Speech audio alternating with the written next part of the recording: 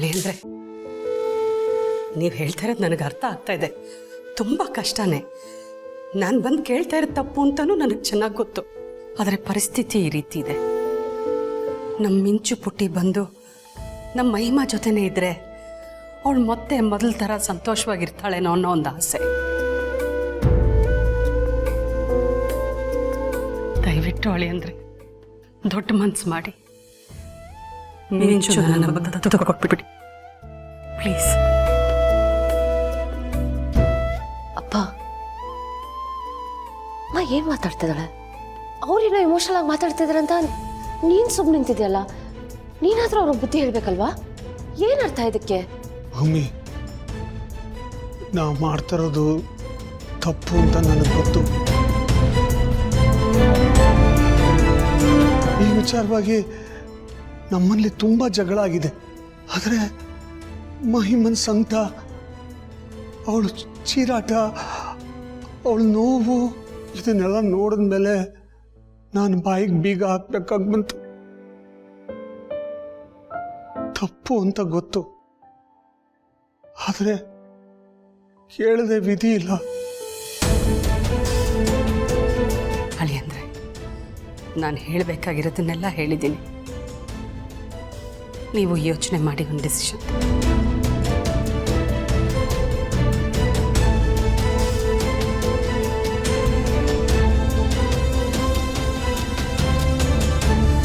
ಗೆಳೆಯ, ಪಾಪ ಮಹಿಮಾ ಈಗ ಅವಳ ಪರಿಸ್ಥಿತಿ ಸರಿ ಇಲ್ವಲ್ಲ, ಅದನ್ನು ನೋಡೋಕ್ಕಾಗದೆ ಇವ್ರು ಈ ಥರ ಕೇಳಿದಾರೆ ಅಷ್ಟೇ ಕಣೋ, ಬೇರೆ ಇನ್ನೇನಿಲ್ಲ ಅಲ್ವಾ ಅದಕ್ಕೆ?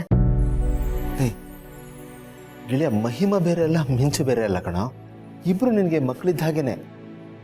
ಮಹಿಮನಿಗೆ ಬೇರೆ ಯಾವ ಥರ ಸಮಾಧಾನ ಮಾಡ್ಬೋದು ಅಂತ ಯೋಚನೆ ಮಾಡು. ಅದು ಬೆಟ್ರ್. ನೀ ತತ್ತುಗಿತ್ತು ಎಲ್ಲ ತಲೆಗೆ ಹಾಕೊಳಕ್ಕೆ ಹೋಗ್ಬೇಡ, ಓಕೆನಾ? ಮೀಟಿಂಗ್ ನಾನು ಅಟೆಂಡ್ ಮಾಡ್ತೀನಿ, ನಿಂಗೆ ಅಪ್ಡೇಟ್ ಮಾಡ್ತೀನಿ. ರಿಲ್ಯಾಕ್ಸ್ ಆಗ, ಓಕೆ? ಬರ್ತೀನಿ ಅದಕ್ಕೆ.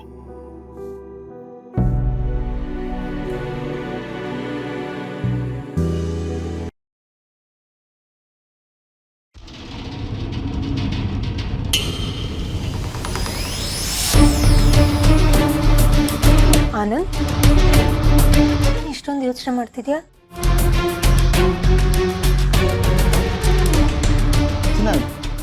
ಕೆಲವು ಸರ್ತಿ ಏನೋ ಒಂದು ಸಣ್ಣದಾಗಿ ಶುರುವಾಗಿದ್ದು ಜೀವನದಲ್ಲಿ ಏನೇನೋ ಬದಲಾಗ್ಬಿಡುತ್ತಲ್ವಾ? ಅದೇ ಮಿಂಚು ವಿಷಯ ಹೇಳ್ತಾ ಇದ್ದೀನಿ. ಅಚಾನಕ್ಕಾಗಿ ಗೆಳೆಯಗೆ ಸಿಕ್ಕಿದ್ಲು. ಅವಳು ಇವನು ಮನೆಗೆ ಬಂದ ಮೇಲೆ ಮನೆ, ಮನಸ್ಸು, ಖುಷಿ ಎಲ್ಲ ಸಿಕ್ಬಿಡ್ತೀವಿ ಅವನಿಗೆ. ಅವಳೇ ಸರ್ವಸ್ವ ಆಗೋದ್ಲು. ಈಗ ಅದೇ ಮಗುನ ದತ್ತು ಕೇಳ್ತಾ ಇದ್ದಾನೆ. ಸಮಸ್ಯೆ ಅದಲ್ಲ, ಗೆಳೆಯ ಇರೋ ಸ್ಥಿತಿ. ಮಧ್ಯದಲ್ಲಿ ಸಿಕ್ಕಾಕೊಂಡಿದ್ದಾನೆ. ತಂಗಿನ ಮಗುನ, ಈ ಪ್ರಶ್ನೆ ಅವನ್ನ ಬಿಟ್ಟು ಬಿಡದೆ ಕಾಡ್ತಾ ಇದೆ ಅಪರ್ಣ. ಈಗ ಅವನೇನಂದ? ಒಪ್ಕೊಂಡ? ಏನು ಹೇಳೋಕ್ಕಾಗ್ತಾ ಇಲ್ಲ. ಏಕೆಂದರೆ ಇದು ಆಯ್ಕೆ ಅಲ್ಲ, ಯಾರನ್ನ ಕಳ್ಕೊಳ್ಳೋದು ಅನ್ನೋ ಪ್ರಶ್ನೆ. ಒಂದು ಕಡೆ ರಕ್ತ ಸಂಬಂಧ, ಇನ್ನೊಂದು ಕಡೆ ಮನಸ್ಸಿನ ಸಂಬಂಧ. ಎರಡರ ತೂಕನೂ ಒಂದೇನೆ. ಅವನ ಲೈಫಲ್ಲಿ ನೆಮ್ಮದಿ ಬರೋ ಹೊತ್ತಿಗೆ ಮತ್ತೆ ಈ ಪರೀಕ್ಷೆ. ಒಂದು ಮುಗಿದ್ರೆ ಇನ್ನೊಂದು. ಕೊನೆಗೆ ನೋವು ಒಂದೇ ಒಂದು ಪಾಲ್ಗಿರೋವಾಗ ಆಗ್ತಾ ಇದೆ. ಈಗ ಏನು ಮಾಡ್ತಾನೋ? ಮಗುನ ಬಿಟ್ಕೊಡ್ತಾನಂತ? ಹೆಂಗೆ ಕೊಡೋಕ್ಕಾಗುತ್ತೆ? ಕೊಡೋದಷ್ಟು ಸುಲಭನ ಹೇಳು? ಆ ಮಗು ಬರೀ ಅದೃಷ್ಟ ಅಷ್ಟೇ ಅಲ್ಲ, ಇವನು ಸರ್ವಸ್ವ. ಇವನು ಕಳ್ಕೊಂಡಿದ್ದ ನಗು, ಬದುಕು ಎಲ್ಲ ತಂದು ಕೊಟ್ಟಿದ್ದೇ ಅವಳು. ಒಂದು ವೇಳೆ ಅವಳನ್ನ ಬಿಟ್ಕೊಡ್ಬೇಕು ಅಂದರೆ ಇವನ್ ದೇಹದ ಒಂದು ಭಾಗನೇ ಬಿಟ್ಕೊಟ್ಟ ಹಾಗೇನೆ. ಆದರೆ ಕೊಡದೆ ಇರೋದಕ್ಕೂ ಆಗಲ್ಲ.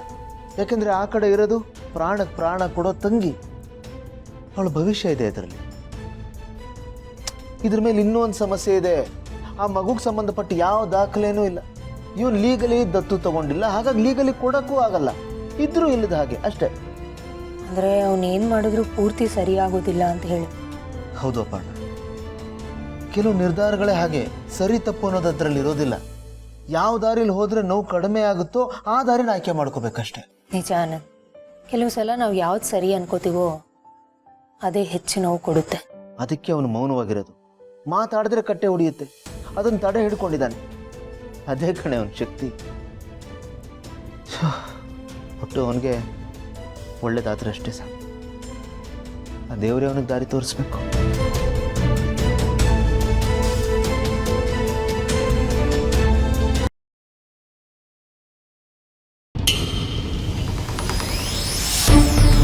ಈ ಜೈ ಎಲ್ಲಿಗೆ ಹೋದ?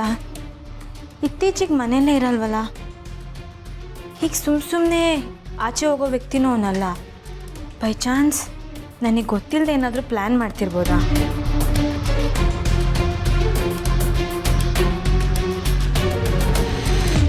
ಜೈ ಎಲ್ಲಿಗೆ ಹೋಗಿದೆ?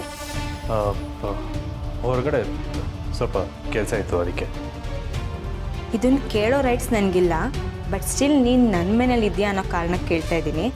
ಬೆಳಗ್ಗೆನೇ ಎಲ್ಲೋ ಹೋಗ್ತೀಯಾ, ಯಾವಾಗೋ ಬರ್ತೀಯಾ, ಮತ್ತೆ ಹೋಗ್ತೀಯಾ, ರಾತ್ರಿ ಬರ್ತೀಯಾ? ಆ್ಯಕ್ಚುಲಿ ನೀನು ಏನು ಮಾಡ್ತಿದ್ಯಾ? ನೀನೇನೋ ಹೊಸ ದಾರಿ ಹುಡ್ಕೊಂಬಿಟ್ಟೆ. ಫಾರಿನ್ಗೆ ಹೋಗಿ ಸೆಟ್ಲ್ ಆಗೋದಕ್ಕೆ ಫುಲ್ಲು ಪ್ರಿಪ್ರೇಷನಲ್ಲಿದೆಯಾ.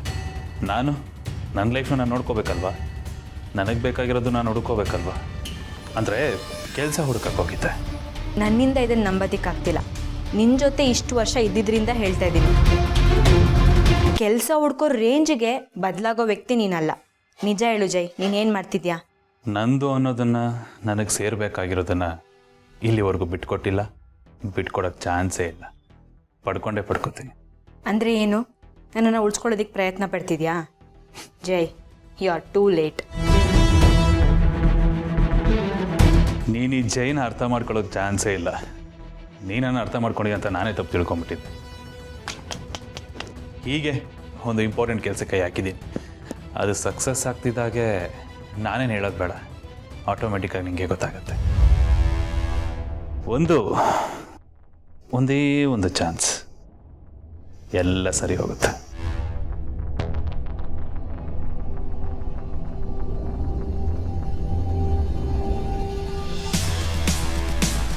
ಇವನು ಸುಮ್ಮನೆ ಚಿಕ್ಕ ಪುಟ್ಟ ಕೆಲಸ ಮಾಡೋನಲ್ಲ, ಏನೋ ದೊಡ್ಡದಾಗೆ ಮಾಡ್ತಿದ್ದಾನೆ. ಏನಿರ್ಬೋದು? ಹಲೋ ಅಪ್ಪಿ, ಹೇಳು ಪುಟ್ಟ. ಅಮ್ಮ, ಅದಕ್ಕೆ ಹೇಗಿದ್ದಾರೆ? ಆರಾಮಾಗಿದ್ದಾರೆ ಇವಾಗ? ನಾರ್ಮಲ್ ಆಗಿರೋ ಥರ ಆಚೆ ತೋರಿಸ್ಕೊತಿದ್ದಾಳಷ್ಟೇ, ಒಳಗೆ ನೋವು ತಿಂತಾ ಇದ್ದಾಳೆ. ಇತ್ತೀಚೆಗೆ ನಮ್ಮ ಆಕಾಶ್ನ ಮಿಂಚುನ ತುಂಬ ಹಚ್ಕೊಂಡ್ಬಿಟ್ಟಿದ್ದಾಳೆ. ಅವರಿಬ್ಬರನ್ನ ನೋಡ್ತಾ ನೋಡ್ತಾ ಅವಳಿಗೂ ಮಕ್ಕಳು ಬೇಕು ಅನ್ನೋ ಆಸೆ ತುಂಬ ಬಂದ್ಬಿಟ್ಟಿದೆ. ಜೊತೆಗೆ ಈ ಥರ ನೋವು ಬೇರೆ ಆಯಿತು. ಒಂದ್ಸಲಿ ನಾನು ಕೇಳಿದ್ದೆ ಅವಳಿಗೆ, ನಿನ್ಗೆ ಯಾವ ಥರ ಮಗು ಬೇಕು ಅಂತ. ಅದಕ್ಕೆ ಅವಳು ಗಂಡು ಮಗು ಆದರೆ ನಂಗೆ ಆಕಾಶ್ ಥರ ಬೇಕು ಅತ್ತೆ, ಹೆಣ್ಮಗು ಆದರೆ ಡಿಟ್ಟೋ ಮಿಂಚು ಥರ ಬೇಕು ಅಂತ ಹೇಳಿದ್ಲು. ಪಾಪ ಮಕ್ಕಳ ವಿಷಯದಲ್ಲಿ ಅವಳು ತುಂಬಾ ಕನಸುಗಳನ್ನ ಕಟ್ಕೊಂಡ್ಬಿಟ್ಟಿದ್ಲು ಕಣೆ. ನಾವೆಲ್ಲಿ ಬೇಜಾರಾಗ್ತೀವೋ ಅಂತ ನಮ್ಮ ಮುಂದೆ ನಾಟಕ ಆಡ್ತಾಳೆ, ಸೈಲೆಂಟಾಗಿರ್ತಾಳೆ ಅಷ್ಟೆ.